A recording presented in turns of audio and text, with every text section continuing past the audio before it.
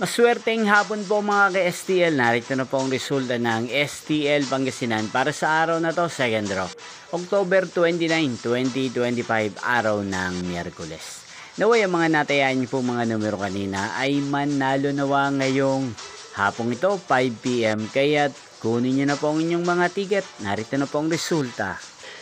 Ang mga numerong nanalo sa STL Pangasinan ngayong hapong ito, October 29, 2025, 5 PM, second draw. Result 40 at 1 in exact order. Again, 40 at 1. At ngayong hapong ito sa STL Pangasinan, natin pong shoutout si Kuya Rolly ng Pangasinan na araw-araw pong nanonood sa channel na to. Shoutout po sa inyo Kuya Rolly, sana po ay nasa maayos kayong kalagayan. Inyo pong napanood ang resulta ng STL Pangasinan sa channel na to, Roderick Hernandez TV. Maraming salamat po sa patuloy niyo pong pagsuporta sa aking channel. Magkita-kita pong muli tayo mamayang 8:45 PM. Thank you for watching.